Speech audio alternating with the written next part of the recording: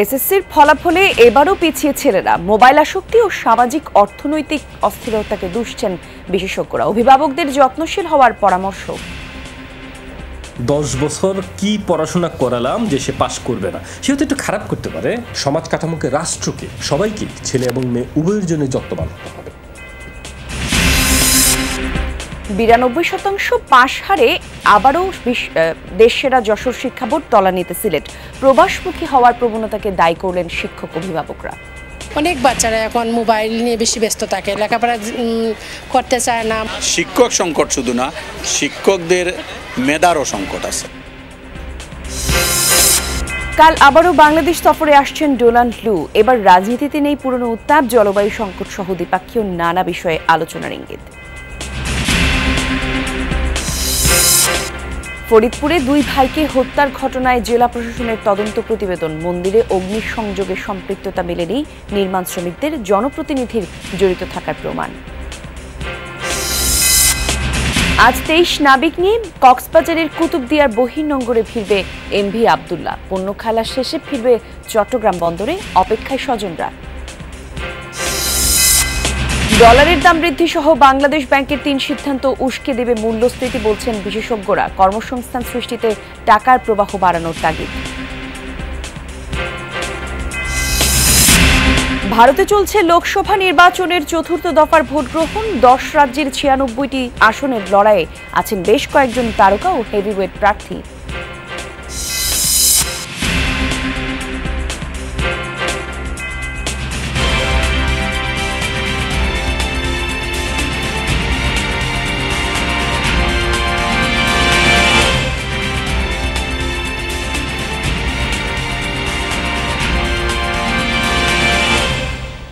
আমন্ত্রণ যমুনা নিউজে, আপনাদের সঙ্গে আমি জান্নাতুল কুলি আছি। সংবাদের শিরোনামগুলো দেখছিলেন দর্শক, বিস্তারিত জানাবো এবারে। মাধ্যমিক পরীক্ষায় অংশগ্রহণ কিংবা ফলাফলে ছেলেরা কেন পিছিয়ে? অভিভাবক আর শিক্ষার্থীরা বলছেন ছেলেরা লেখাপড়ায় উদাসীন। মোবাইল আসক্তি, ঘুরে বেড়ানো আর কিশোর গ্যাং সংশ্লিষ্টতাও এর জন্য দায়ী। বিশেষজ্ঞরা বলছেন সামাজিক অর্থনৈতিক অস্থিরতা কিংবা বিদেশমুখী হওয়ার প্রবণতায় পেছাচ্ছে ছেলেরা। সেই সঙ্গে এই সংকটের কারণ অনুসন্ধানে আন্তরিক গবেষণার তাগিদও দিচ্ছেন তারা। বলছেন ছেলেদের ভালো ফলাফলের জন্য অভিভাবকের যেমন যত্নের প্রয়োজন, ঠিক তেমনি শিক্ষায় বাড়াতে হবে রাষ্ট্রীয় বিনিয়োগও। সাইফুদ্দিন রবিনের রিপোর্ট। রোববার মাধ্যমিক পরীক্ষার ফলাফল ঘোষণায় স্বয়ং প্রধানমন্ত্রী প্রশ্ন রাখেন, ছেলেদের অংশগ্রহণ কেন কম? কি কারণে আমাদের ছাত্ররা কমে যাচ্ছে? 2023 ও 2024 সালের এসএসসি সমমান পরীক্ষার তুলনামূলক চিত্রে দেখা যায় পরীক্ষায় অংশগ্রহণ, পাশের হার কিংবা ভালো ফলাফলে মেয়েরা এগিয়ে। গেল বছরের চেয়ে এবছর সব ক্ষেত্রে আরও অবনমন ঘটেছে ছাত্রদের। গবেষণার মাধ্যমে তথ্য উপাত্ত জোগাড় করে আমাদের দেখতে হবে কেন এটা হচ্ছে। তবে শিক্ষায় মেয়েদের জন্য রাষ্ট্রীয় বিনিয়োগ বেশি। দ্বিতীয় হলো, মেয়েরা যখন সিরিয়াসলি পড়ালেখা করে তখন ছেলেরা বাইরে ঘুরে বেড়ায় বা গ্যাংবাজি করে। কেন ড্রপ আউট হচ্ছে, এটা আমরা কোভিডের একটা ইফেক্ট আছে। হ্যাঁ, তো 2 নম্বর হলো যে অর্থনৈতিক অবস্থা মানুষের। তৃতীয়ত আরেকটা জিনিস, একটা কালচার টেন্ডেন্সি দাঁড়িয়েছে যে লেখাপড়া করে কি হবে, আমি দেশের বাইরে চলে যাচ্ছি। আরেকটা হলো খুব অ্যালার্মিং, যারা ছোট তারা কিন্তু দেখছে লেখাপড়া করে তো বেকার, এমএ পাশ করে বেকার হয়ে আসে। ওভারঅল আমাদের যে এডুকেশন ফিলসফিটা, এডুকেশন সিস্টেমটার মধ্যে গলত হয়ে গেছে। 2024 সালের এসএসসি পরীক্ষায় 9টি সাধারণ শিক্ষা বোর্ড ও মাদ্রাসা শিক্ষা বোর্ডে ছাত্রীর চেয়ে ছাত্রীর অংশগ্রহণ, পাশের হার এবং জিপিএ 5 প্রাপ্তির পরিসংখ্যান বলছে সব ক্ষেত্রেই মেয়েরা এগিয়ে। কেবলমাত্র কারিগরি শিক্ষা বোর্ডের পরীক্ষায় ছাত্রদের অংশগ্রহণ বেশি, যদিও সেই পরীক্ষায় পাশের হারে মেয়েরাই কৃতিত্ব দেখিয়েছে। ছেলেরা আর কি মনে করেন যে কর্মঠ না, পড়াশোনা করতে চায় না আর কি। ছেলেরা সবসময় বাইরে ফিল্ডিং দেয় একটু বেশি, সময় পড়াশোনায় কম দেয়। 9-এর পর থেকে বাচ্চাদের মেছে, বিশেষ করে ছেলেদেরকে আমরা খুব একটা ধরে রাখতে পারি না। ছেলেরা ততটা প্র্যাকটিসটা একটু কম করে আর কি। কিশোরদের এই যে অপরাধ প্রবণতা, এটা কিন্তু দিনের পর দিন কিন্তু বৃদ্ধি পাচ্ছে। বয়সন্ধিকাল, অ্যাডোলেসেন্স পিরিয়ড, এই ছেলেরা একটু মোবাইলের প্রতি একটু আসক্ত থাকে। Cell phone and other phone, this is one of the main reason. শিক্ষা গবেষকরা বলছেন অভিভাবকের অমনোযোগ, কিশোর বয়সের অস্থিরতা এবং দিশাহীন ভবিষ্যতের দিকে তাকিয়ে ফলাফল খারাপ করছে ছাত্ররা। 50টার উপরে শিক্ষা প্রতিষ্ঠান থেকে কেউ পাশ করতে পারে নাই। আচ্ছা, তারপরে 2.5 লাখের মতো স্টুডেন্ট টোটালি পাশ করতে পারে নাই।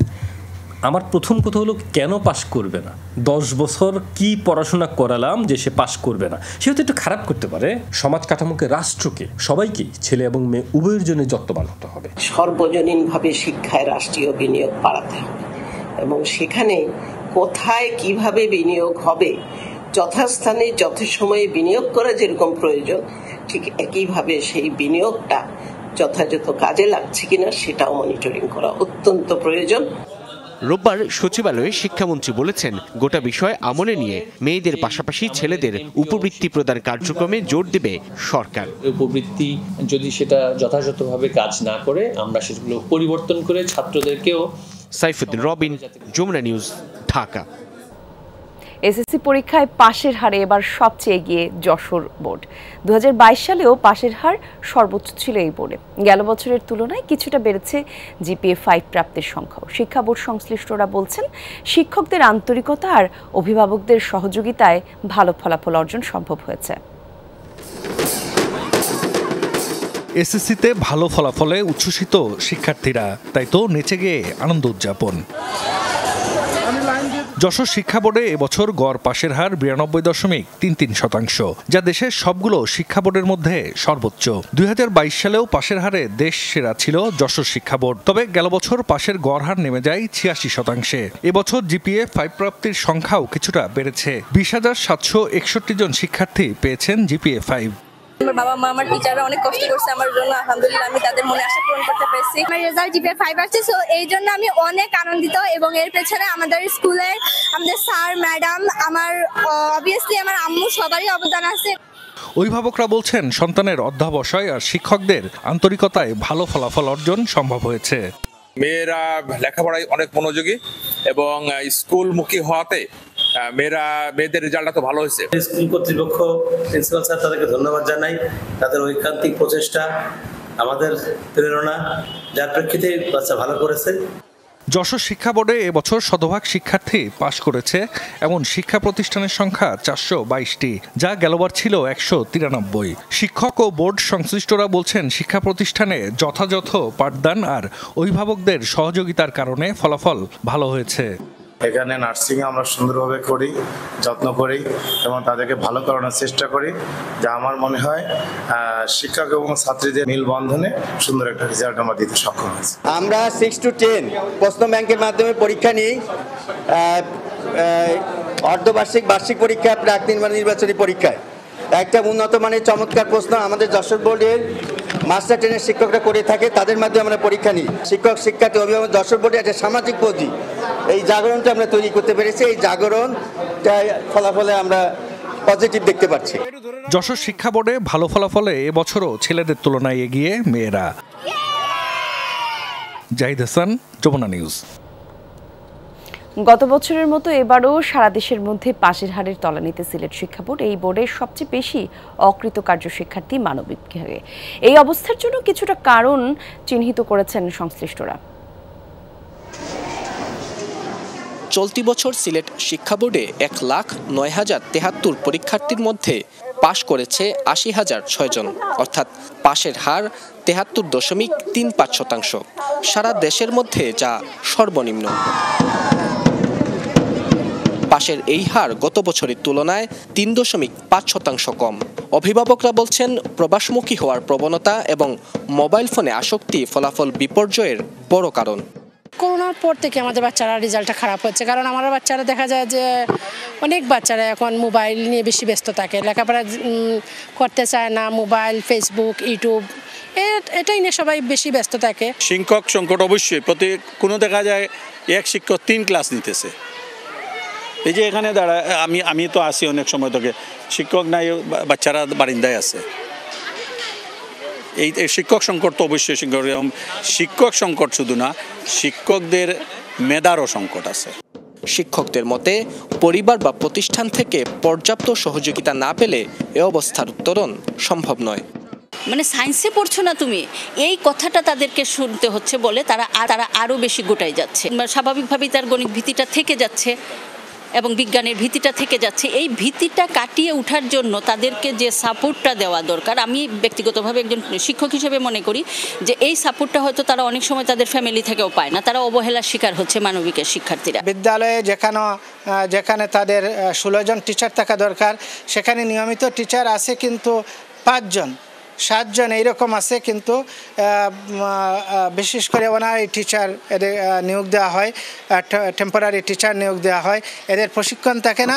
এই প্রশিক্ষণ না থাকার কারণে যেভাবে শিক্ষণ প্রক্রিয়া সঠিকভাবে করার কথা সেভাবে হচ্ছে না। বোর্ড সংশ্লিষ্টরা জানালেন, গতবারের মতো এবারও মানবিক শাখা ফলাফল বিপর্যয়ের শীর্ষে। দক্ষ শিক্ষকের অভাবকে দায়ী করছেন তারা। এমপিওভুক্ত প্রতিষ্ঠানে যে নিয়োগপ্রাপ্ত শিক্ষকরা, এরা অন্যান্য অঞ্চল থেকে আসে। এরা এখানে নিয়োগ পাওয়ার পর থেকেই তার চেষ্টা থাকে সে তার অন্যত্র কোথাও যেতে পারে কিনা। হাওড় অঞ্চলে আপনি দেখবেন ইংরেজি বিষয়ের, গণিত বিষয়ের, বিজ্ঞান বিষয়ের শিক্ষক, ভালো শিক্ষকের সংখ্যা খুবই কম। এমনও প্রতিষ্ঠান আছে উচ্চতর গণিত পড়ানোর মতো শিক্ষক নাই। চলতি বছর বোর্ডটিতে জিপিএ 5 পেয়েছেন 5471 জন, আর শতভাগ শিক্ষার্থী পাশ হয়েছে এমন বিদ্যালয়ের সংখ্যা 31টি। নাবিল হোসেন, যমুনা নিউজ, সিলেট। নির্বাচনের আগে বাংলাদেশের রাজনীতিতে বেশ আলোচিত নাম ছিল ডোনাল্ড লু। দেশের নির্বাচন এবং টালমাটাল রাজনৈতিক পরিস্থিতিতে সরব ছিলেন মার্কিন যুক্তরাষ্ট্রের দক্ষিণ এশিয়া বিষয়ক সহকারী পররাষ্ট্রমন্ত্রী। আগামীকাল আবারও ঢাকা সফরে আসছেন তিনি। আবারও সরগরম রাজনৈতিক অঙ্গন। আওয়ামী লীগ বলছে দুই দেশের সম্পর্ক নতুন উচ্চতায় নিতে এই সফর গুরুত্বপূর্ণ। অন্যদিকে ডোনাল্ড লুর এই সফর নিয়ে কোনো আগ্রহই নেই বিএনপির। যুক্তরাষ্ট্রের দক্ষিণ ও মধ্য এশিয়া বিষয়ক সহকারী পররাষ্ট্রমন্ত্রী ডোনাল্ড লু আগামীকাল 2 দিনের সফরে ঢাকায় আসছেন। 7 জানুয়ারির নির্বাচনের পর মার্কিন পররাষ্ট্র দপ্তরের উচ্চ পর্যায়ের কোনো কর্মকর্তার প্রথম সফর এটি। তবে তার এবারের সফর যতটা না রাজনৈতিক, তার চেয়েও বেশি কূটনৈতিক বলে জানিয়েছে মার্কিন পররাষ্ট্র দপ্তর।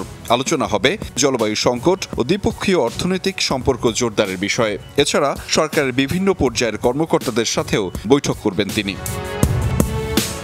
ওবায়দুল কাদের বলেন, বাংলাদেশের রাজনীতি আর পেছনে ফিরে যাবে না। নিষেধাজ্ঞার পুরনো সংখ্যা উড়িয়ে দেন আওয়ামী লীগের সাধারণ সম্পাদক। আমরা কোনো উদ্যোগ ছড়াতে যাইনি।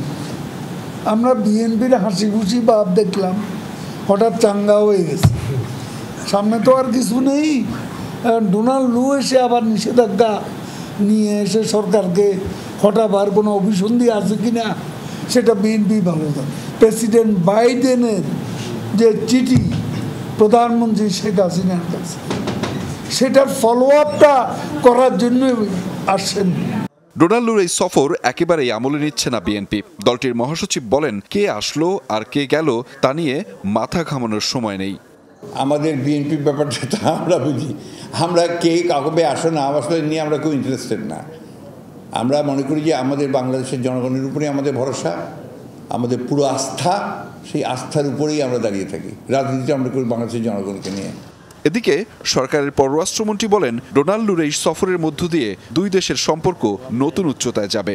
মার্কিন যুক্তরাষ্ট্রের সাথে আমাদের সম্পর্ক অত্যন্ত চমৎকার এবং মার্কিন যুক্তরাষ্ট্রের প্রেসিডেন্ট জননেত্রী শেখ হাসিনা পরপর চতুর্থবার দেশের প্রধানমন্ত্রী নির্বাচিত হওয়ার পর তাকে চিঠি লিখেছেন এবং সম্পর্ককে নতুন উচ্চতায় নিয়ে যাওয়ার অভিপ্রায় ব্যক্ত করেছেন। ডোনাল্ড লু সম্পর্ককে ভিন্ন উচ্চতায় অর্থাৎ নতুন উচ্চতায় নিয়ে যাওয়ার লক্ষ্যেই আসছে। সফরে মার্কিন সহকারী পররাষ্ট্রমন্ত্রী সুশীল সমাজের প্রতিনিধিদের সাথেও কথা বলবেন। বিশ্লেষকদের ধারণা, সেখানে বাংলাদেশের নির্বাচন পরবর্তী পরিস্থিতি সম্পর্কে আলোচনা হতে পারে। আহমেদ রেজা, যমুনা নিউজ, ঢাকা। ফরিদপুরের মধুখালীতে পঞ্চপল্লীতে মন্দিরে অগ্নিসংযোগ নির্মাণ শ্রমিকদের সম্পৃক্ততা মেলেনি। মন্দিরের আগুন দেওয়ার অভিযোগে নির্মাণ শ্রমিক দুই ভাইকে পিটিয়ে হত্যার ঘটনায় জেলা প্রশাসনের তদন্ত প্রতিবেদনে এমনটা বলা হয়েছে। বৃহস্পতিবার তদন্ত প্রতিবেদন জমা দেওয়া হয় বলে জানিয়েছেন জেলা প্রশাসক কামরুল হাসান তালুকদার। তিনি জানান, তদন্ত কমিটির শতাধিক ব্যক্তির বক্তব্য নেয় এবং তাদের বক্তব্যে এই ঘটনায় স্থানীয় জনপ্রতিনিধি সহ শতাধিক ব্যক্তির জড়িত থাকার অভিযোগ মিলেছে। মন্দিরে কে বা কারা আগুন দেয় সেটি খুঁজে বের করা সম্ভব হয়নি। এ ঘটনায় চাঁদাবাজির প্রমাণও পাওয়া যায়নি বলে জানান জেলা প্রশাসক। গত 18 এপ্রিল রাতে পঞ্চপল্লী সরকারি প্রাথমিক বিদ্যালয়ের একটি কক্ষে আটকে নির্মাণ শ্রমিক দুই ভাই আরশাদুল খান এবং আশরাফুল খানকে পিটিয়ে হত্যা করা হয়। এ ঘটনায় 3টি মামলা করা হয়। এ পর্যন্ত গ্রেফতার করা হয়েছে 31 জনকে। প্রাথমিকভাবে প্রতীয়মান হয়েছে যে এই হত্যাকাণ্ডের সাথে জনপ্রতিনিধি সহ অনেকের সরাসরি সম্পৃক্ততা ছিল। শ্রমিকরা আগুন লাগিয়েছে কিনা এই বিষয়ে কেউ কোনো প্রত্যক্ষদর্শী না থাকে তাদের সম্পৃক্ততা আছে এটা প্রমাণ হয়নি। শেষ হচ্ছে দীর্ঘ অপেক্ষা। অবশেষে বাড়ি ফিরছেন 23 নাবিক। তাদেরকে নিয়ে এমভি আবদুল্লাহ জাহাজ এখন বঙ্গোপসাগরে। আজ কুতুবদিয়া বহির্নোঙরে ভিড়ার কথা, এরপর ফিরবে চট্টগ্রামে। সোমালীয় জলদস্যুদের জিম্মি দশা থেকে মুক্ত নাবিকদের অপেক্ষায় স্বজনরা। উৎকণ্ঠার শেষে তাদের মুখে এখন হাসি। 23 নাবিক জলদস্যুদের হাতে জিম্মি ছিলেন 32 দিন। চরম উদ্বেগ উৎকণ্ঠায় প্রতিটি মুহূর্ত কেটেছে স্বজনদের। গত 1 মাস ধরে তারা অপেক্ষায় কখন ঘরে ফিরবে নাবিকরা। এটা তো এখনো স্বপ্নের মতো লাগতেছে। ছেলেকে বলতেছি যে আর তো মন মানতেছে না, ছেলে বলে ধৈর্য ধরেন, আমরা আলহামদুলিল্লাহ সোমবার আসতেছি। অবশেষে অপেক্ষার অবসান হতে যাচ্ছে। 23 নাবিক নিয়ে এমভি আবদুল্লাহ জাহাজটি বাংলাদেশের জলসীমায় অর্থাৎ কক্সবাজারে কুতুবদিয়া বহির্নোঙরে ভিড়ার খবরে আনন্দ ছুঁয়ে গেছে প্রতিটি পরিবারে।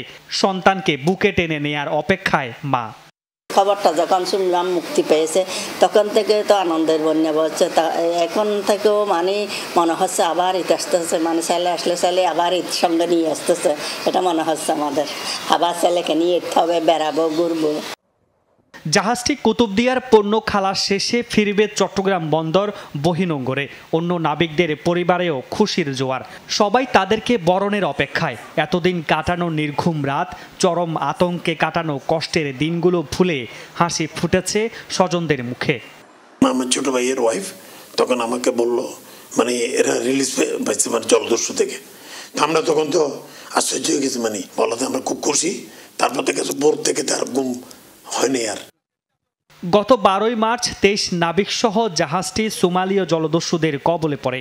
32 দিন পর 13 এপ্রিল মুক্তিপণ দিয়ে ছাড়া পেয়ে দুবাই হয়ে অবশেষে চট্টগ্রাম ফিরতে যাচ্ছে জাহাজটি। মামুনুর রশিদ অভি, যমুনা নিউজ, চট্টগ্রাম। দর্শক, আপনারা জানেন চলছে মধুমাস, চলছে আমের মৌসুম। আর এই পর্যায়ে আমরা আমের খবর একটু আমরা জানবো। আমাদের সহকর্মীরা আমাদের সঙ্গে যোগ দিবেন। প্রথমেই আমরা যেতে চাই নওগাঁয়। নওগাঁ থেকে আমাদের সহকর্মী শফিক ছোটন যোগ দেওয়ার কথা ছিল, কিন্তু শফিক ছোটনের সাথে এই মুহূর্তে সম্পর্কটি স্থাপন করা সম্ভব হচ্ছে না। দর্শক, কিছুক্ষণ পর আমরা আবার চেষ্টা করতে পারি। শফিক ছোটনকে আমরা এখন পেয়েছি। দর্শক, যাচ্ছি শফিক ছোটনের কাছে। একটু জানাবেন ছোটন, আমের মৌসুম চলছে, নওগাঁতে আম পাড়া কবে থেকে শুরু হবে এবং এবছর কেমন ফলন হবে বলে আশা করছেন?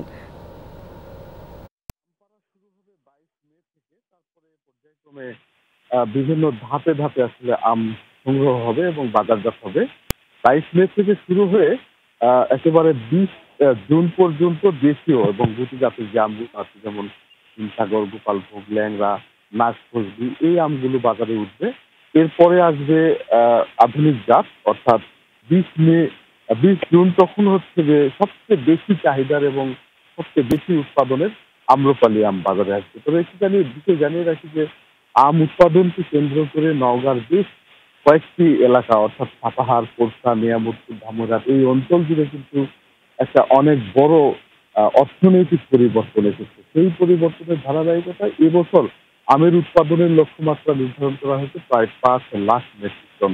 এই 5 লাখ মেট্রিক টন আম প্রায় 2000 কোটি টাকার বাণিজ্য হবে এখানে, এমনকি কিন্তু সম্ভাবনা দেখছেন এখানকার যারা স্থানীয় ব্যবসায়ী আছেন, আম বাগানি আছেন তারা। এবার ফলন কিছুটা ক্ষতির মুখে পড়েছিল খরার কারণে, কিন্তু সেটি আবার এই কিছুদিন হলো কিছু বৃষ্টি হওয়ার কারণে আসলে সেই খরা মোকাবেলা হয়েছে। তারপরেও ফলন যেটি আছে চাষিরা বলছেন যে ভালো ফলন আছে এবং তারা লাভবান হবেন, এমনকি কিন্তু আশাবাদ ব্যক্ত করছেন। পাশাপাশি এই আম বাজারজাতকরণকে কেন্দ্র করে সাপাহার, বিশেষ করে যে আমের হাট আছে, এটি এই অঞ্চলের সবচেয়ে বড় হাট। এই হাটে কিন্তু প্রস্তুতি শুরু হয়ে গেছে, অর্থাৎ যারা আম বেচাকেনা করবেন, আড়তদারি করবেন তারা প্রস্তুত, এবং সেই সাথে দেশের নানা প্রান্ত থেকে মানুষ কিন্তু এখানে আসছেন, এবং যারা ব্যাপারী আছেন বিশেষ করে তারা আসতে শুরু করেছেন এবং এখানকার আড়তদারদের সঙ্গে তারা যোগাযোগ করতে শুরু করেছেন। শীঘ্রই আসলে সেই বড় ধরনের যে ব্যবসা বাণিজ্য সেটি শুরু হবে আমের। সব মিলিয়ে আসলে বলা চলে যে নওগাঁর যে আম উৎপাদন সেটি যে গত বছর যে আম উৎপাদন হয়েছিল তার থেকে বেশি হবে, কম হবে না। এখানকার স্থানীয় ব্যবসায়ী এবং যারা বাগানি আছেন তারা বলছেন যে দেশের বিভিন্ন জেলায় বাংলাদেশ ব্যাংকের নতুন ৩ সিদ্ধান্তে মূল্যস্ফীতি বাড়বে, তবে অল্প সময় এই অবস্থান থেকে ঘুরে দাঁড়াবে অর্থনীতি। ব্যাংকে টাকার প্রবাহ নিশ্চিত করা গেলে বাড়বে কর্মসংস্থানও, এমন মতামত বিশ্লেষকদের। তবে ব্যবসায়ীদের চিন্তা ভিন্ন, বলছেন নতুন সুদ হারে টিকে থাকাই কঠিন, যদিও ভালো গ্রাহকদের জন্য ঋণের অভাব হবে না বলে দাবি ব্যাংকারদের। মানের যুদ্ধে এবার ডলারের তুলনায় বেশ পিছিয়ে টাকা। কেন্দ্রীয় ব্যাংক ক্রলিং পেগ চালুর পর বাংলাদেশি মুদ্রার সর্বোচ্চ দরপতন হয় 5 দিন আগে। বছরে দ্বিতীয়বার বাড়ানো হয় নীতি সুদহার, স্মার্ট থেকে বাজার ভিত্তিক সুদে আসে ব্যাংকিং খাত। আর এই সব ঘটনা ঘটে IMF এর ঋণের তৃতীয় কিস্তি ছাড়ের আগে। সংস্থাটির মতে এই সব সিদ্ধান্ত সাহসী। বাংলাদেশে বিনিয়োগ কাঠামো গড়ে উঠেছে ব্যাংককে ঘিরেই। পুঁজিবাজার বা বন্ডের মতো অন্য উৎসের এখানে খুব একটা প্রচলন নেই। সেক্ষেত্রে ব্যাংকের ইন্টারেস্ট রেট বাড়লে কি অর্থনীতি সামাল দেওয়া যাবে? এত হাই ইন্টারেস্ট রেট দিয়ে কোনো ব্যবসা টিকে থাকতে পারবে না। তখন তাকে বাধ্য হয়ে তাকে হয়তো ব্যবসায় লস করে তাকে চলে যেতে হবে, অন্যথায় ব্যবসা বন্ধ করে দিতে হবে। সেন্ট্রাল ব্যাংক যেটা বলেছে, আপনি যেমন ধরেন এখন বলেছে ক্রলিং পেগে বলেছে 117 টাকা। এখন তারা দেখবে কেউ এটাকে উল্টাপাল্টা রেট কোট করছে কিনা। ইন্টারেস্টের ব্যাপারে তারা দেখবে কেউ উল্টাপাল্টা রেট আবার আমরা কেউ আবার এখানে ছেড়ে দিলাম বলে 15-16 করলো কেন। But at the same time যদি 15-16 কবা যেখানে XYZ যেটাই করো না কেন, আপনার কাজটা কিন্তু আলটিমেটলি কিন্তু যারা ভালো কাস্টমার তারা কিন্তু ওই লোয়ার রেটেই নেবে এবং তারা ওইটাতেই পাবে।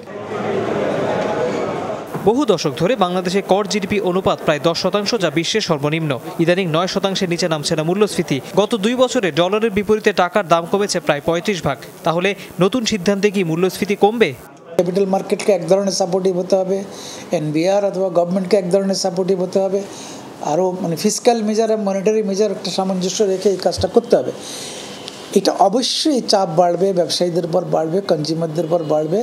বাট টাকার সাপ্লাই কমায় যদি ইনফ্লেশনের জন্য একটু হেল্পফুল হয়, কমানো যায়, এখানে ওই চিন্তা থেকেই এই কাজটা করা হচ্ছে বলে আমার মনে হচ্ছে। এখন ডলারের দাম বেড়ে গেল, এখন ইম্পোর্ট কস্ট বেড়ে যাবে। ইম্পোর্ট কস্ট বাড়লে খাদ্যদ্রব্য ইম্পোর্ট বা অন্যান্য জিনিস তারপর এটার আবার মূল্যস্ফীতি বেড়ে যাওয়ার আশঙ্কা আছে। কেন্দ্রীয় ব্যাংকের পূর্বাভাস, আগামী বছরের জুনে বাংলাদেশে বৈদেশিক মুদ্রার রিজার্ভ হবে $20 বিলিয়ন কাছাকাছি।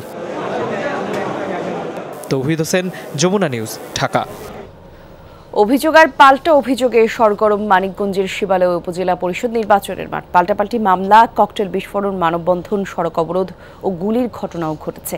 এ কারণে উত্তপ্ত হয়ে উঠেছে পরিবেশ। ক্ষমতাসীন দলের 2 চেয়ারম্যান প্রার্থীর মধ্যে প্রকাশ্য বিরোধে সাধারণ ভোটারদের মাঝে দেখা দিয়েছে আতঙ্ক। ভোটের দিন যতই ঘনিয়ে আসছে ততই উত্তপ্ত হয়ে উঠছে মানিকগঞ্জের শিবালয় উপজেলা পরিষদ নির্বাচনের মাঠ। আরিচা ও পাটুরিয়া ফেরিঘাটের জন্য গুরুত্বপূর্ণ এই উপজেলায় চেয়ারম্যান পদে লড়ছেন 3 জন প্রার্থী। এর মধ্যে জেলা আওয়ামী লীগ সহসভাপতি আব্দুর রহিম খান ও উপজেলা আওয়ামী লীগ সভাপতি রেজাউর রহমান খান জানুর দ্বন্দ্ব এখন প্রকাশ্যে। পাল্টাপাল্টি মামলা, ককটেল বিস্ফোরণ, মহাসড়ক অবরোধ, মানববন্ধন আর গুলির ঘটনায় তৈরি হয়েছে আতঙ্ক। তবে পরিস্থিতির জন্য একে অপরকে দায়ী করছেন 2 প্রার্থী। আব্দুর রহিম খানের কিন্তু 2বার ককটেল হামলা হয়েছে, তারা গুলি করেছে, তারা এই সমস্ত কুকীর্তি ঢাকার জন্য আমার বিরুদ্ধে একটা সাধারণ নাটক করেছে। এবং যারা আহত হয়েছে ব্যান্ডেজ দেখতে পাচ্ছেন, তাদেরকে যাই ব্যান্ডেজটা খুলে দেখেন কিছুই না তাদের সাথে। আমার দাবি তফসিল ঘোষণার পরে একমাত্র আইন শৃঙ্খলা বাহিনীর কাছে থাকবে আগ্নেয়াস্ত্র। তাহলে জানুর ছেলে ফাহিম খান রনির কাছে কিভাবে সেই অস্ত্র থাকে, এটার বিচার চাই। আমার জানমালের উপরে আক্রমণ করে, যে আক্রমণ করলে হয়তো আমি মৃত্যুবরণ করব, এরকম পরিস্থিতি যদি ঘটে তখন আত্মরক্ষার জন্য আমি যে ব্যবস্থা, বৈধ ব্যবস্থা, সেটা আমি নিতে পারি। একের পর এক সহিংস ঘটনায় পরিবেশ উত্তপ্ত হয় উদ্বেগ জানিয়েছেন স্থানীয় সংসদ সদস্য। আমি আশা করি আইনশৃঙ্খলা রক্ষাকারী প্রতিষ্ঠান এবং নির্বাচন পরিচালনার সাথে যে সকল সংস্থা জড়িত তাদের প্রচেষ্টায় সুষ্ঠু একটা পরিবেশ আসবে। নির্বাচন পূর্ব এসব ঘটনায় উদ্বেগ উৎকণ্ঠা সাধারণ ভোটারদের মাঝেও। যদি শান্তিমতো ভোট না দিতে পারি, ভোটের আগে যদি এই অবস্থা হয়, একটু ভয় কাজ করাটাই স্বাভাবিক না? ভোট কেন্দ্রে যায় যদি একটা ককটেল মারে, যদি একটা বোম মারে, তাহলে আমরা না বলালাম আমাদের মা বোন কি করবে? সুস্থ নির্বাচন হোক, যে কোনো একজন তো যাবেই, যার যেটা ভালো লাগবে সে সেটাই ভোট দেবে। মাঠে উত্তাপ উত্তেজনা থাকলেও ভোট সুষ্ঠুভাবে সম্পন্ন করতে সব ধরনের প্রস্তুতি নেওয়ার কথা জানালেন এই কর্মকর্তা। সুনির্দিষ্ট অভিযোগ যেগুলো পাওয়া গেছে সেগুলোর বিরুদ্ধে তারা ব্যবস্থাও কিন্তু নিচ্ছে। ইতিমধ্যে আমাদের মনে হয় 4টা মামলা হয়েছে, মোট মামলাগুলো হয়েছে, সেগুলো তদন্ত সাপেক্ষে ব্যবস্থা গ্রহণ কার্যক্রম প্রক্রিয়াধীন আছে। শিবালয় উপজেলা পরিষদ নির্বাচনে ভোট হবে 21 মে। তার আগে শান্তিপূর্ণ পরিবেশ নিশ্চিত করার দাবি ভোটারদের। B M Khorshed, Jamuna news, Manikganj. হাত নেই তাতে কি, কোনো প্রতিবন্ধকতাই বাধা হতে পারেনি চট্টগ্রামের সীতাকুণ্ডের রফিকুল ইসলাম রাব্বির কাছে। পা দিয়ে লিখেই এবারের এসএসসি পরীক্ষায় পেয়েছেন জিপিএ 5। তার এমন সাফল্যে খুশি পরিবার, পাড়া প্রতিবেশীরাও। চট্টগ্রাম সরকারি কলেজ ও ঢাকা বিশ্ববিদ্যালয়ে পড়তে চান মেধাবী এই শিক্ষার্থী। বাকি সবার মতো স্বাভাবিক জন্ম হলেও 2016 সালে একটি বৈদ্যুতিক দুর্ঘটনায় 2 হাত কেটে বাদ দিতে হয়েছিল রাব্বির। কিন্তু এই শারীরিক প্রতিবন্ধকতা দমাতে পারেনি তাকে। পায়ে লিখেই এবারের এসএসসি পরীক্ষায় রেখেছেন মেধার স্বাক্ষর, পেয়েছেন জিপিএ 5। রাব্বির বাড়ি চট্টগ্রামের সীতাকুণ্ড উপজেলার পূর্ব ভাটিয়ারি 4 নম্বর ওয়ার্ডে। বাবা বজলুর রহমান একজন দিনমজুর এবং মা রোজি আক্তার গৃহিণী। ভবিষ্যতে বিশ্ববিদ্যালয়ের শিক্ষক হওয়ার ইচ্ছে তার। নিজের পরিশ্রমের কারণে আজকে এতটুকু আসছি আল্লাহর রহমতে, এবং সামনে আরো বহুদূর যেতে হবে। স্বপ্নের কোনো এক বিশ্ববিদ্যালয়, চট্টগ্রাম বা ঢাকা বিশ্ববিদ্যালয়, এইসব বিশ্ববিদ্যালয়ে নিজেকে শিক্ষক হিসেবে দেখার একটি ইচ্ছা বা স্বপ্ন বলা যায়। তার এমন সাফল্যে খুশি বাবা মা, পাড়া প্রতিবেশী ও আত্মীয় স্বজন। ফলাফলের পর থেকে তাকে এক নজর দেখতে বাড়িতে ভিড় করছেন অনেকে, সাথে আনছেন মিষ্টি ও ফুল।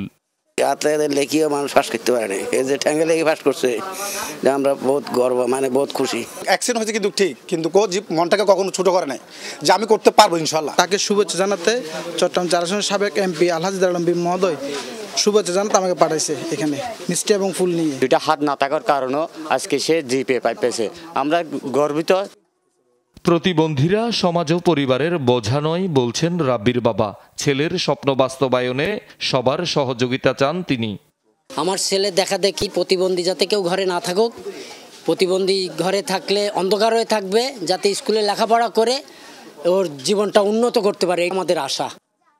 রাব্বি ভাটিয়ারি হাজী তবারক আলী উচ্চ বিদ্যালয়ের বিজ্ঞান বিভাগ থেকে এসএসসি পরীক্ষায় অংশ নিয়েছিলেন।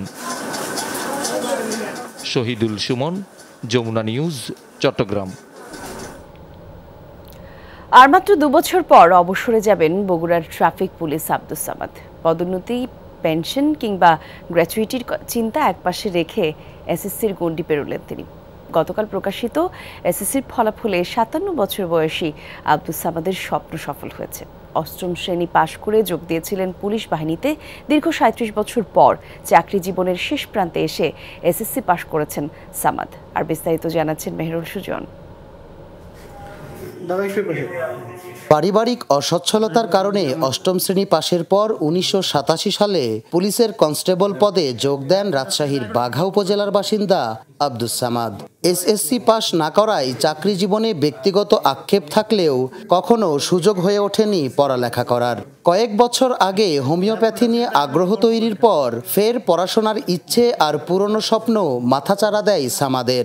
বছর দুয়েক আগে কারিগরি শিক্ষা বোর্ডের অধীনে নবম শ্রেণীতে ভর্তি হন তিনি। এরপর অংশ নেন এবারের এসএসসি পরীক্ষায়। আমি অনেক হোমিও বই পড়াশোনা করি, প্রায় 32 বছর ধরে আমি হোমিও বই পড়াশোনা করি। আমার এসএসসি পাস না হলে ডিপ্লোমা করা যাবে না, ডিএমএস করা যাবে না, বিধায় আমি এসএসসি পরীক্ষা নেওয়ার সিদ্ধান্ত নিই এবং নবম শ্রেণীতে আমি ভর্তি হই। সন্তানদের যখন উচ্চশিক্ষা প্রায় শেষ, সেই সময়ে এসে এসএসসি পরীক্ষা দেওয়ার সিদ্ধান্ত নেওয়ার পর স্ত্রী, সন্তান ও সহকর্মীরা সহযোগিতা করেছেন বলছেন আব্দুস সামাদ। তবে কাজটিকে বুড়ো বয়সের ভীমরতি বলে কটাক্ষও করেন কেউ কেউ। অবশ্য এতে দমে যাননি তিনি। শেষমেশ 4.25 জিপিএ পেয়ে পাশ করেছেন আব্দুস সামাদ। পরিবার অনেক সাপোর্ট করছে, রাত্রে যখন লেখাপড়া করছি অনেক ওরা কথাবার্তা বলে নেয়, আমি পড়াশোনা করছি, রাত্রে অনেক তারা হেল্প করছে। স্যারেরাও বলছে, এসপি স্যারও বলছে যে পরীক্ষা দেবে, ঠিক আছে, তোমার যতদূর লেখাপড়া দরকার ততদূর করতে পারো। মা খুব খুশি, মাও জানে পরীক্ষা দিয়ে পাশ করার পরে, কারণ আমার ফ্যামিলিতে সবাই এসএসসি পাশের নিচে নাই, খালি একমাত্র আমি ছিলাম। আব্দুস সামাদের এসএসসি পাশের স্বপ্ন পূরণের খবরে খুশি তার সহকর্মীরাও। তারা বলছেন, লক্ষ্যমাফিক চেষ্টা আর অধ্যাবসায়ের কাছে বয়স কোনো বিষয় নয়। আব্দুস সামাদ তার একটি উদাহরণ হয়ে থাকবেন। এত বছর বয়সেও চেষ্টা থাকলে, মানুষের মধ্যে আকাঙ্ক্ষা থাকলে একটা ভালোভাবে একটা পাস করা যায় কিংবা একটা সার্টিফিকেট অর্জন করা যায়, সেটার উনি একটা দৃষ্টান্ত। উনি এই কাজটা করেছেন, সেজন্য ওনাকে ধন্যবাদ জানাই, কংগ্রাচুলেট জানাই। সহকর্মী হিসেবে ওনার এই কৃতিত্বটাকে আমরা গর্ব অনুভব করি। পড়াশোনা চালিয়ে যাবার পাশাপাশি পুলিশ বাহিনী থেকে অবসরের পর হোমিওপ্যাথি চিকিৎসক হয়ে মানুষের সেবা করতে চান আব্দুস সামাদ। মেহেরুল সুজন, যমুনা নিউজ, বগুড়া। আকাশে মেঘের গর্জন মানেই আতঙ্ক। দুশ্চিন্তায় পড়েন বজ্রাঘাতে নিহতের স্বজনরা। তাদের কেউ হারিয়েছেন স্বামী, কেউ বা সন্তান। স্বজন হারানো এই যন্ত্রণা ভুলতে পারছেন না তারা।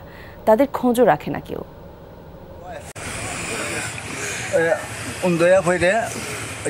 মারা গেছে। আর মেয়েটা এনে ছিল, মেয়েটা ছেলে এনো, আমি ছিলাম এনে। 2022 সালের 19 এপ্রিল বজ্রাঘাতে স্ত্রী আর মেয়েকে চোখের সামনেই মরতে দেখেছেন কিশোরগঞ্জের বেলঙ্কা গ্রামের মুজিবুর রহমান। সেই ঘটনারই বর্ণনা দিচ্ছিলেন তিনি। এরপর পেরিয়েছে 2 বছর। ওলটপালট মুজিবুর রহমানের জীবন। জানালেন, সেদিনের কথা মনে পড়তেই আঁতকে ওঠেন। স্ত্রী এবং মেয়ে হারাইয়া এই নাতি-নাতকুতি নিয়ে আমি খুব অসহায় জীবন কাটাইতেছি। আমার কোনো নাই, অস্তিত্বই নাই। হন সেদিন মাহারা হয়েছিল 12 বছরের শিশুটি। বজ্রপাত হলেই বেড়ে যায় আতঙ্ক। পরিবারের বাকি সদস্যদের অবস্থাও তাই। এখন টাটা করলে আমাদের মার কথা মনে হয়, আমরা খুব কষ্ট পাই। শাশুড়ি, আমার ননদ মারা গেছে, এরপর থেকে আমরা খুব দুশ্চিন্তা। খাগড়াছড়িতে সম্প্রতি বজ্রাঘাতে বাড়িতে আগুন ধরে যায়। ছেলেসহ পুড়ে মারা যান মা হাসিনা। প্রাণে বাঁচে এক সন্তান। স্ত্রী সন্তানকে হারিয়ে হতদরিদ্র সাদেক আলী এখন দিশেহারা। চলছে ঘুরে দাঁড়ানোর সংগ্রাম। অনিশ্চয়তায় বড় ছেলের জীবন। ঠাড়াটা মারলো, ঠাড়াটার লগে আইয়া দেখি আগুন জ্বলতে আছে। বাবা একটু, বাবা আর কিছু দেখি না। নিবানোর মতো কোনো পরিবেশ পরিস্থিতি ছিল না, কারণ আগুনটা এমনভাবে ধরছে, দাও দাও করে হয়তো ধরে গেছে। বজ্রাঘাতে কেউ হারাচ্ছেন স্বামী, কেউ বা সন্তান কিংবা স্বজন। এতে বাড়ছে উদ্বেগ। হাওর বাওর অধ্যুষিত জেলাগুলোয় মৃত্যুর হার আশঙ্কাজনক। প্রাণহানি ঘটছে দেশ জুড়েই। ওবায়দুর রহমান, যমুনা নিউজ। অবৈধ সেটটপ বক্স রাজনীতিবিদদের বিরুদ্ধে শিগগিরই কঠোর অভিযান পরিচালনা করা হবে বলে জানিয়েছেন টেলিযোগাযোগ ও আইসিটি প্রতিমন্ত্রী জুনায়েদ আহমেদ পলক। বাংলাদেশ স্যাটেলাইট কোম্পানি আয়োজিত এক আলোচনা সভায় এ কথা জানান তিনি। অনুষ্ঠানে পররাষ্ট্রমন্ত্রী ডক্টর হাসান মাহমুদ জানান, দ্বিতীয় স্যাটেলাইট উৎক্ষেপণের জন্য 2-3 মাসের মধ্যে ফ্রান্সের সাথে চুক্তি করবে বাংলাদেশ। বঙ্গবন্ধু 1 স্যাটেলাইট উৎক্ষেপণের 6ষ্ঠ বার্ষিকী উদযাপন উপলক্ষে রোববার রাতে আলোচনা সভার আয়োজন করে বাংলাদেশ স্যাটেলাইট কোম্পানি বিএসসিএল। আলোচনায় উঠে আসে গত 6 বছরে দেশের একমাত্র স্যাটেলাইটের সফল ব্যবহার এবং বাণিজ্যিক প্রতিবন্ধকতার নানা দিক। বিএসসির চেয়ারম্যান জানান, বঙ্গবন্ধু 1 স্যাটেলাইটের নানামুখী ব্যবহারে আয় বেড়েছে। অবৈধভাবে বিদেশি স্যাটেলাইটের মাধ্যমে অনেক সস্তা দরে বাংলাদেশে নামে এবং অনেকেই যে সমস্ত করাপ্টেড যারা ডিস্ট্রিবিউটর আছে তারা জনগণের ভিতরে ছড়ায় দেয়। এতে হয় যে বিদেশি যে স্যাটেলাইটগুলো যারা যেগুলো আমাদের এখানে আসে তারা আপাতত থমকে গেছে। 3, 2, 1 বঙ্গবন্ধু 1 স্যাটেলাইট ব্যবহার করে বিনোদনের সবকটি মাধ্যম ডিজিটালাইজ করার কথা জানান টেলিযোগাযোগ এবং আইসিটি প্রতিমন্ত্রী জুনায়েদ আহমেদ পলক। বলেন, গোয়েন্দা তথ্যের ভিত্তিতে খুব শীঘ্রই অবৈধ সেট টপ বক্স বাজারজাতকারীদের বিরুদ্ধে অভিযান চালানো হবে। ইতিমধ্যেই কিছু গোয়েন্দা তথ্য আমি আমাদের বিটিআরসি চেয়ারম্যান মহোদয়কে দিয়েছি। আমি আশা করছি অল্প দিনের মধ্যেই শক্ত একটি অভিযান চলবে যাতে কোনো ধরনের অবৈধ কোনো সেট টপ বক্স বাংলাদেশে না আসতে পারে, আসলেও বিক্রি হতে না পারে, আর কেউ ব্যবহার করতে না পারে। অনুষ্ঠানের প্রধান অতিথি হিসেবে অনলাইনে যুক্ত হন পররাষ্ট্রমন্ত্রী ডক্টর হাসান মাহমুদ। জানান, আগামী 2-3 মাসের মধ্যে দেশের দ্বিতীয় স্যাটেলাইট উৎক্ষেপণের জন্য ফ্রান্সের সাথে এমইউ সাইন করা হবে। আমরা চতুর্থ শিল্প বিপ্লবের সাথে একসাথে দেশকে এগিয়ে নিয়ে যেতে চাই। সেই কারণেই এই স্যাটেলাইট উৎক্ষেপণ এবং দ্বিতীয় স্যাটেলাইট উৎক্ষেপণের জন্য এমওইউ স্বাক্ষর করা হয়েছে। দেশীয় পরিবেশকদের মাধ্যমে যারা বিদেশি চ্যানেল প্রচার করছে, আগামী 15 দিনের মধ্যে তাদের বঙ্গবন্ধু স্যাটেলাইটের মাধ্যমে সম্প্রচারের উদ্যোগ নেওয়া হবে বলে জানান কোআপ সভাপতি মাসুদুজ্জামান রবিন, যমুনা নিউজ, ঢাকা। বস্ত্রশিল্পের অন্যতম কাঁচামাল তুলা। এই চাহিদা মেটাতে আমদানি করতে হয় বিপুল পরিমাণে। সেই আমদানি নির্ভরতা কমাতে লালমনিরহাটে বাড়ছে আন্তর্জাতিক মানের তুলা চাষ। তবে চলতি বছর বেড়েছে সারের উৎপাদন খরচ। গেল বছরের তুলনায় মন প্রতি তুলার দাম 100 টাকা বাড়লেও তেমন খুশি হতে পারেননি চাষিরা। বিস্তারিত লালমনিরহাট প্রতিনিধি আনিসুর রহমানের রিপোর্টে। চাহিদার তুলনায় তুলার চাষাবাদ কম। দেশের চাষ হওয়া প্রতিমন তুলার দাম নির্ধারণ করা হয়েছে ৩,৯০০ টাকা। চাষিদের উৎপাদিত প্রতিমন তুলা থেকে আঁশ পাওয়া যায় 12 কেজি আর বীজ পাওয়া যায় 28 কেজি। জেলায় তুলা চাষে চাষির সংখ্যা বেড়েছে।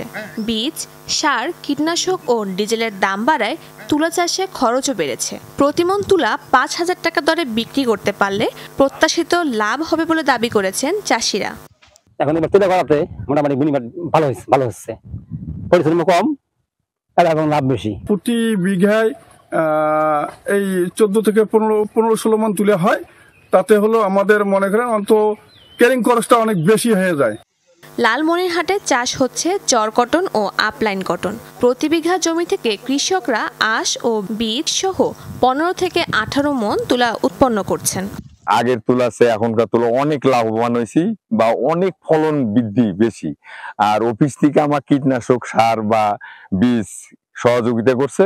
তুলাটাতে খরচ কম, লেবার একটু কম লাগে, তা লাভ ভালোই আছে, খারাপ না, আবাদ করা যায়।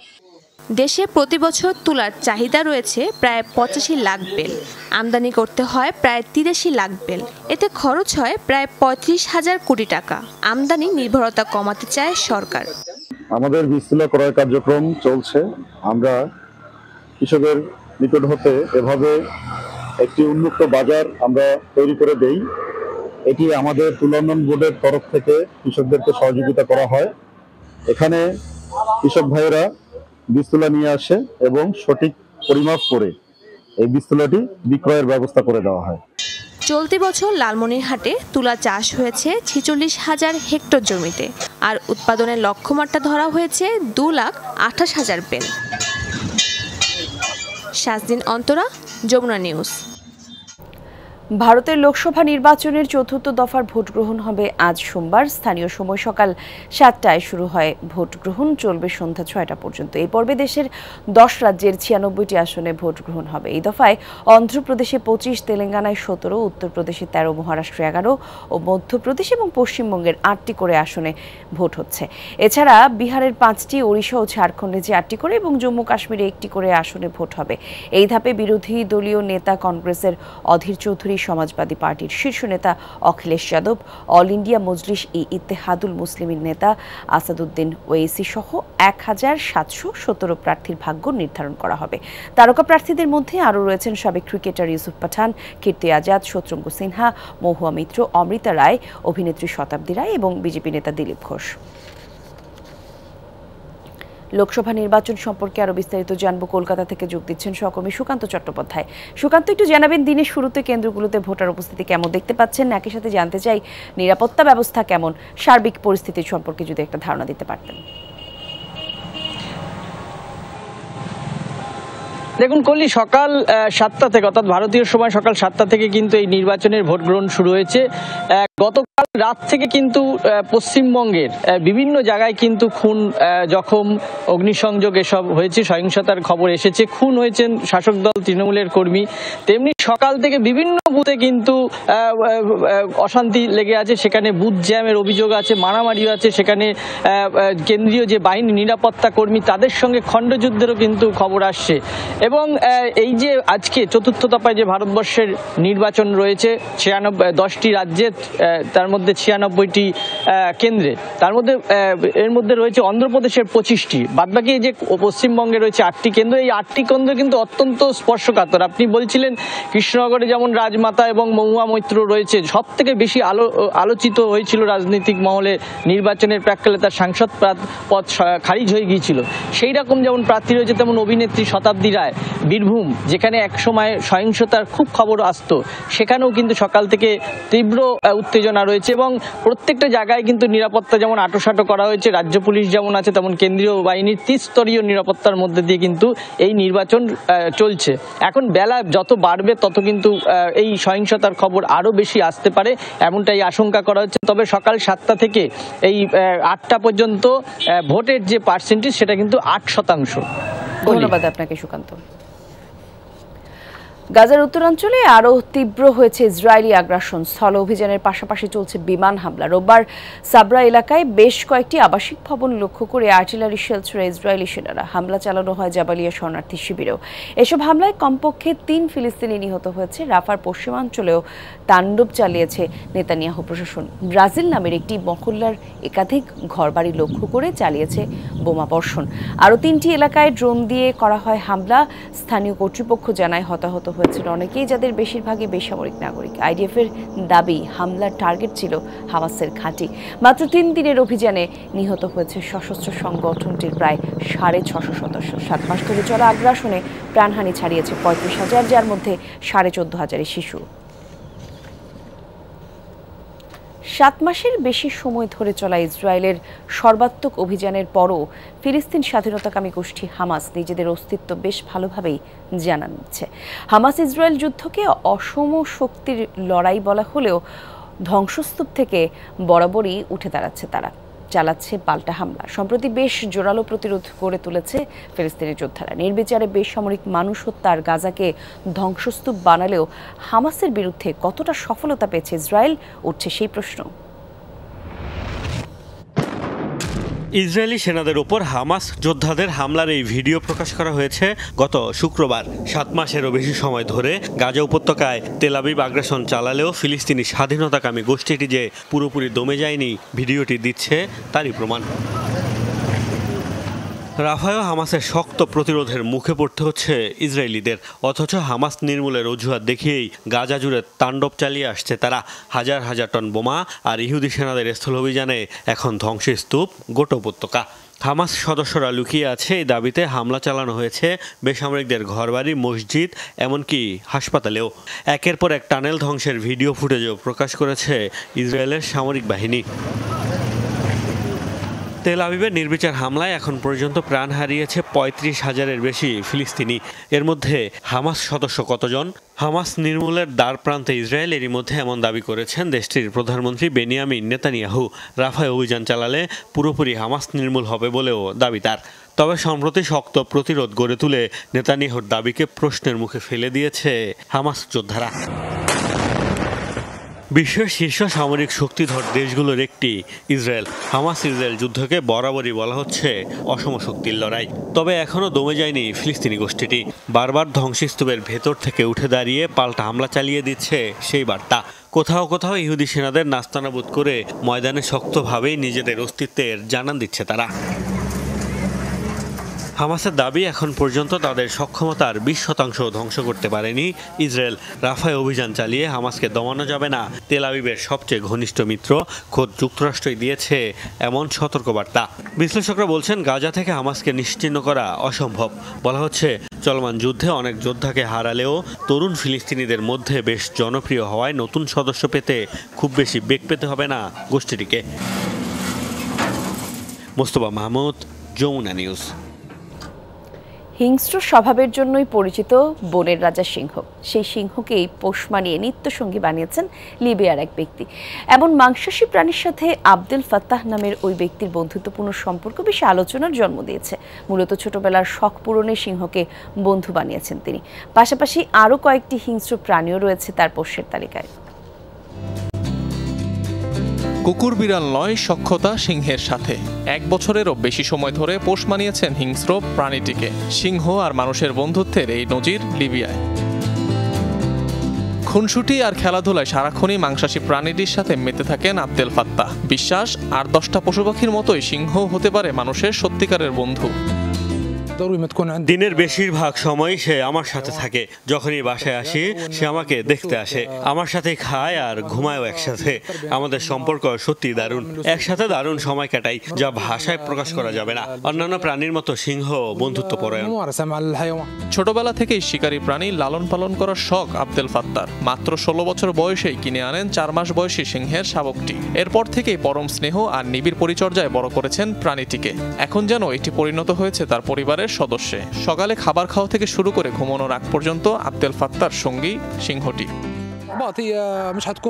অবশ্যই এটি একটি ভয়ঙ্কর শখ। এটি পালতে গেলে ক্ষয়ক্ষতির আশঙ্কা থাকে, মাঝে মাঝে হিংস্র হয়ে ওঠারও সম্ভাবনা থাকে। কিন্তু তা আপনার উপর নির্ভর করে কিভাবে সেটি নিয়ন্ত্রণ করছেন।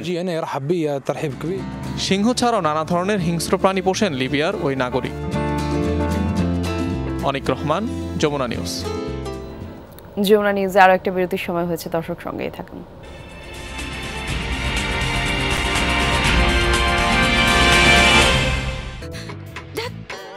কে লাইভে লজ্জা? লাইভে লজ্জা থেকে বাঁচতে ব্যবহার করুন যমুনা গ্যাস স্টোভ। এর ফিচার কি? দর্শক, এই ছিল যমুনা নিউজ। এতক্ষণ সঙ্গে থাকার জন্য ধন্যবাদ সবাইকে।